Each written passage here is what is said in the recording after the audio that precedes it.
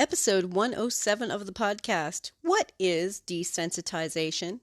We've heard it a lot. It's kind of a buzzword. It gets tossed around an awful lot, but what is it? And what is it not? What's the difference between sensitization and desensitization? We'll find out this week.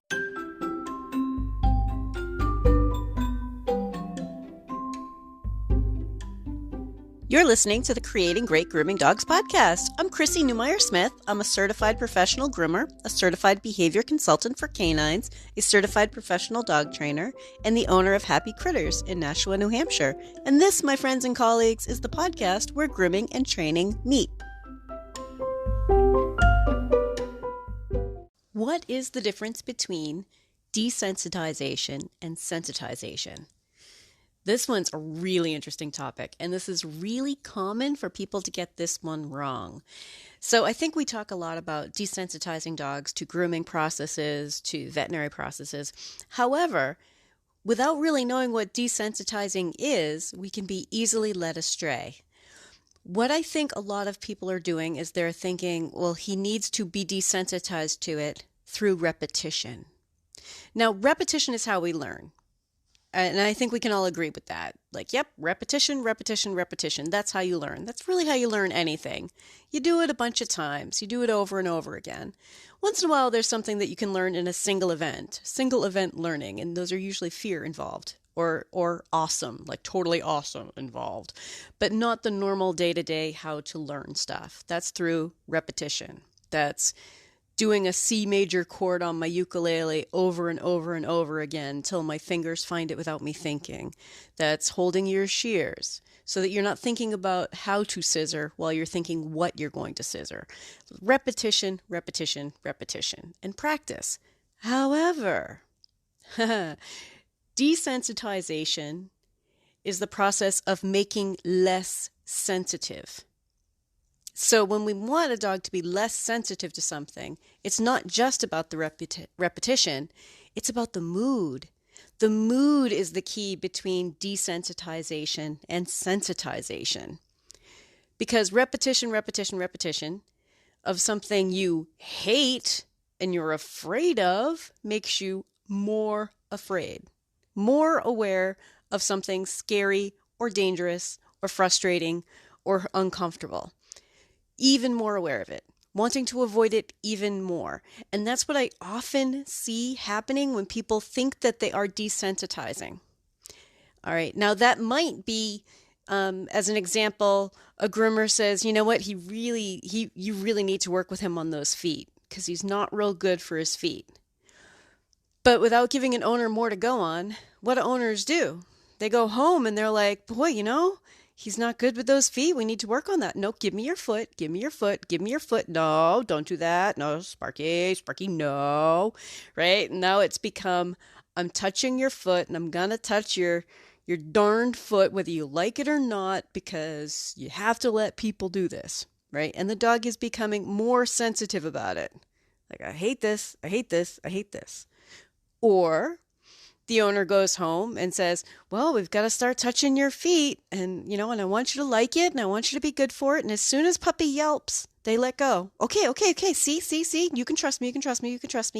I'm not going to go any further than what you're comfortable with, which also isn't good for grooming. That is not helpful.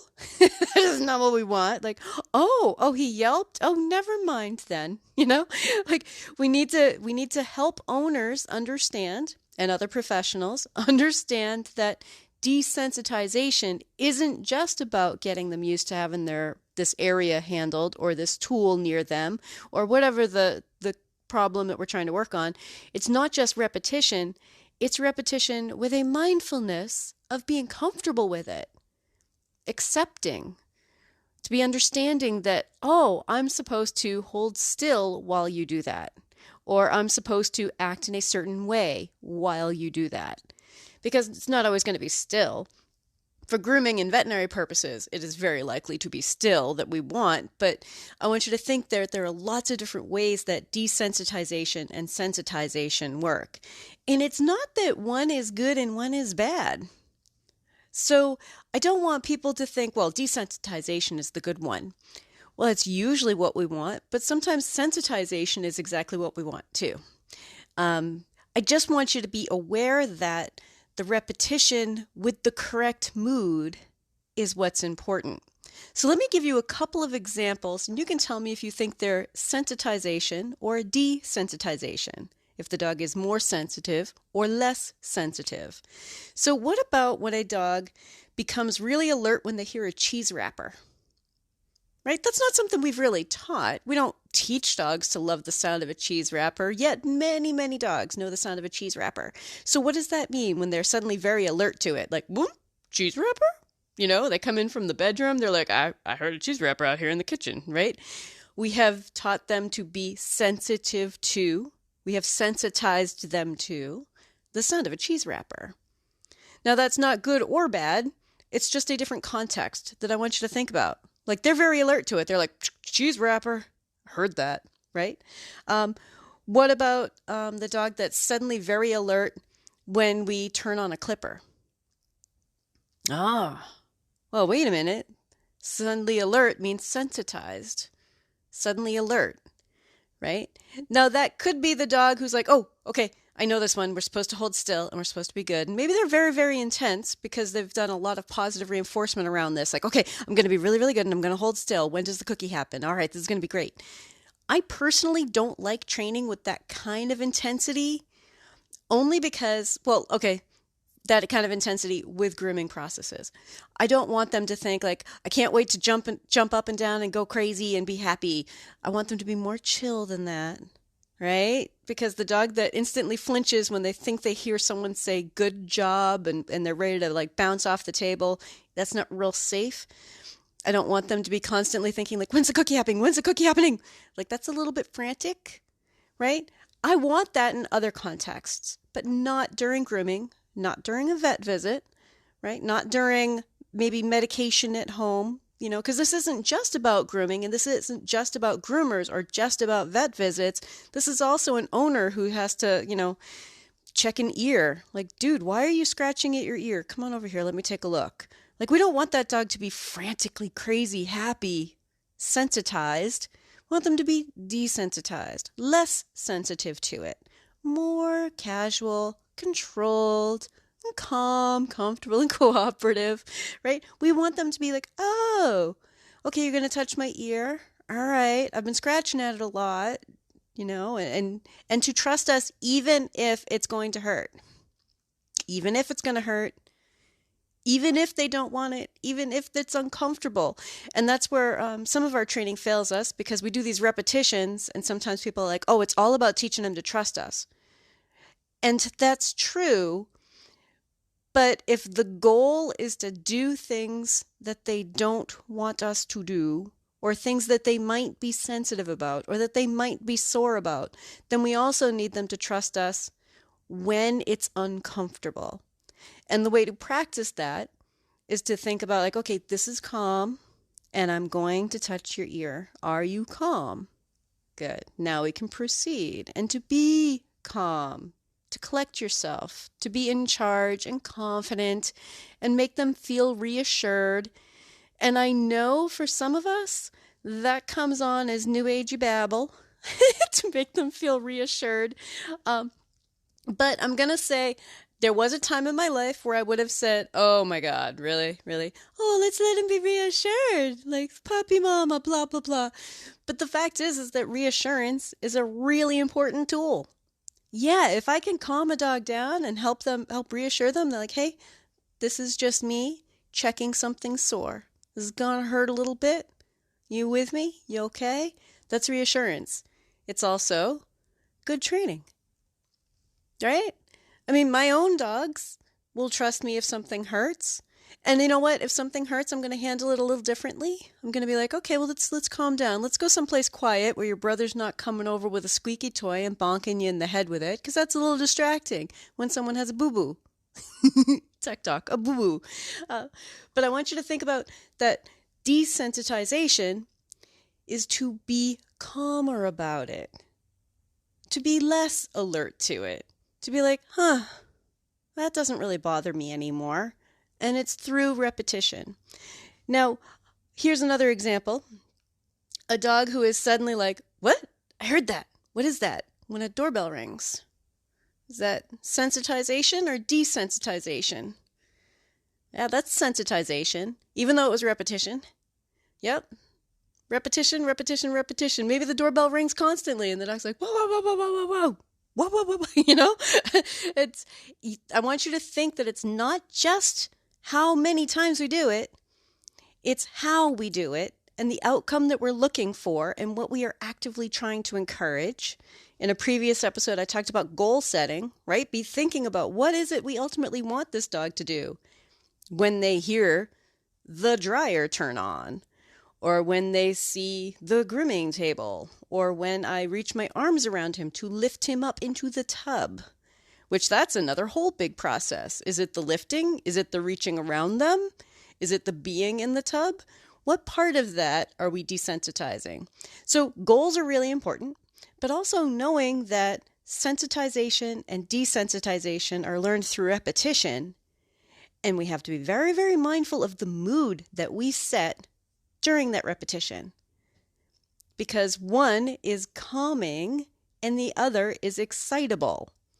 And excitable could be aggressive, or excitable could just be overly silly, but excitable versus calm and trusting and letting us do weird stuff and things. Because remember, grooming and vet visits and medications and bandaging and things like that, all these little medical things we do, that's really weird for dogs, right? We have to teach them to just, you know what, just go with the flow, man. Yeah, we're going to do weird stuff. Go with the flow. Everything's fine. And that's through repetition. And repetition could be either sensitization or desensitization. If you're enjoying this podcast, please remember to subscribe so that you don't miss any episodes, and tell all of your friends. Another part of desensitization that I think a lot of us get wrong, I'm going to say us because I was not born knowing this, but a lot of us get it wrong, owners and professionals alike, is this idea that desensitization requires treats. And it does not. Or desensitization is positive reinforcement. And that is not true. I would consider desensitization more of classical conditioning than operant conditioning. I know. Now we're getting into some tech talk, but that's okay. Follow along. So operant conditioning is when the dog's behavior has a consequence, like a reward or a punishment. That's operant conditioning. Classical conditioning is when we're just putting things to the dog and seeing the dog's responses to it. And I want you to think about that. Like, they're kind of different. Positive reinforcement is part of operant conditioning. It's based on the dog's behavior. It's a response to a dog's behavior that we're either trying to increase or decrease that behavior. Classical conditioning is when we're trying to pair something to something good or something bad. Maybe we want to pair it to something bad, but we're trying to pair something in such a way that the dog's feelings about it change. Now, I'm usually thinking about classical conditioning in terms of pairing with something good to help a dog feel comfortable with it. But I'll give you another example of where classical conditioning might be paired with something bad, which is, I know sometimes people use things in rattlesnake avoidance, and luckily I don't live any place with rattlesnakes, so maybe I would have a firm opinion about that kind of strategy if I lived someplace with a deadly creature. But they start to pair rattlesnake scent, snakes in general, with something unpleasant. So the dog is like, okay, I don't want to be anywhere near that. That's classical conditioning. Pairing it with something unpleasant. Maybe it's something that the dog doesn't have any previous history with, but now it's being paired with something unpleasant. Or it's being paired with something pleasant, right? It's a simple pairing, trying to improve a mood, trying to affect a mood, trying to help the dog either like something or dislike something. And that's classical conditioning. The dog isn't really being asked to do anything. We're not trying to tell them how well they did we're trying to affect their mood. So that's a little bit more of what desensitization and sensitization are classical conditioning. So anytime someone starts telling me, well, positive reinforcement and desensitization, it kind of means that they're doing two things at the same time, which is great. Or they don't really understand that positive reinforcement is I am responding to that dog's behavior by adding something in the hopes of increasing that behavior. Because positive reinforcement, the positive part is something added.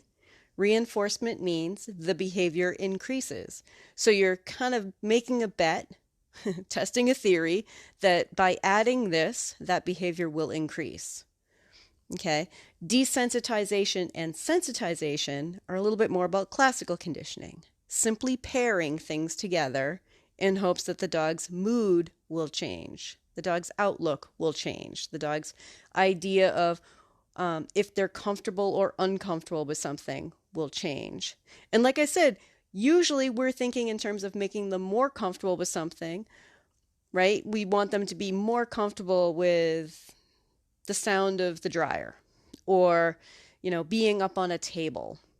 Because for a lot of dogs, that one's really tricky. Being up on a table, they're like, oh my God, I could fall. Usually it's like a golden that's up on the table and they start to grip with their toes and then they're skidding around on toenails and they're trying to, they're shaking, they're trying to jump down, which by the way, if that's the type of problem you're having, think about comfort, right? We're always talking about calm, comfortable, and cooperative. Think about comfort. Often that behavior can be changed by putting down a paw mat or a yoga mat or something that when the dog clenches their feet and tries to grip, has something to grip and now isn't skidding around on toenails.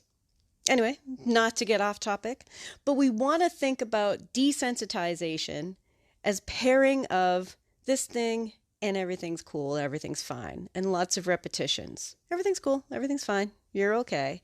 Now, I'm going to give you a couple of human examples because often when we start talking about desensitization, we already have a fear in place, right? Usually we aren't worrying about desensitization when we're simply introducing something new because now we're just introducing some new thing.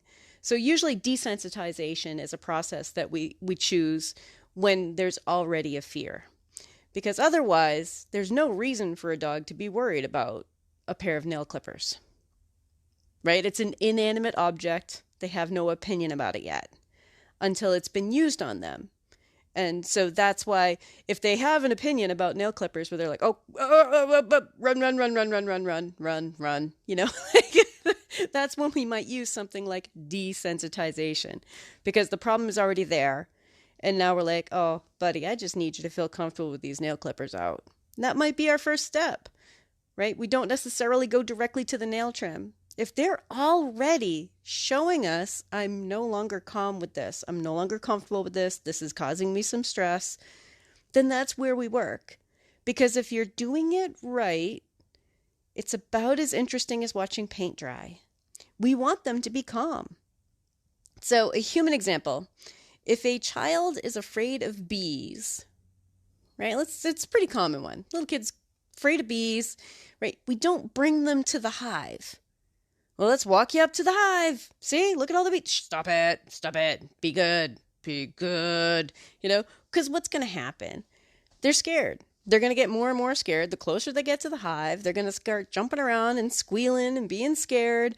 Probably get hurt because they're going to get stung that way, right? So if we continue to push and tell the dog, no, stop it, and just keep pushing and just keep putting that clipper near his eye or whatever it is, we are far more likely to have them jump around, squeal, and get nicked and get hurt or twist themselves in such a way that they do a soft tissue injury on their leg or, hurt their neck, or there are lots of ways to get hurt. That's not desensitization, no matter how many repetitions you do. That will not desensitize, right? So that's where I hear a lot of people making the mistake, like, well, you know what, he's got to get used to it. And I've actually heard plenty of people over the years calling that desensitization. We're going to desensitize him to this, but they've basically brought that child to the hive to observe bees up close, and we don't do that, right? We don't need to. So if you're just repeating and repeating and repeating while the dog is scared, you are very likely to make it far more scary, far more anxious, far more stressful. And instead, if we calm everything down and think back to when was this dog comfortable, at what point was this dog comfortable, and how can we build on that? How can we build on that? Through repetition, for them to be like, oh, yeah, I'm comfortable with that too. Oh, I'm comfortable with that too. And you need a target goal.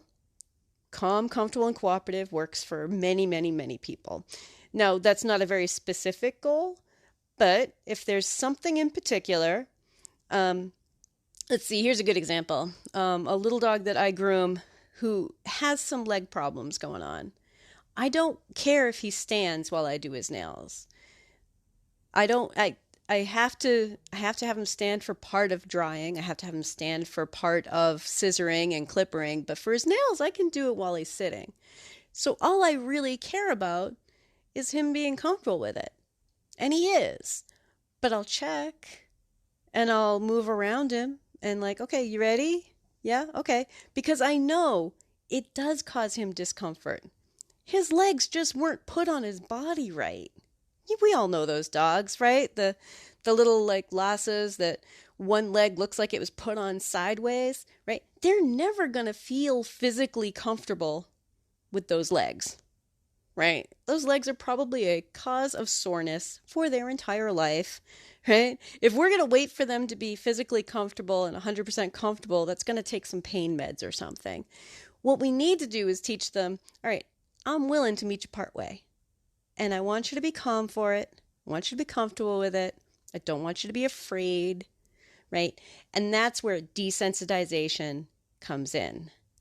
Let's just relax and do lots of repetitions of the stuff you can handle at the point that you can handle, and slowly build on that.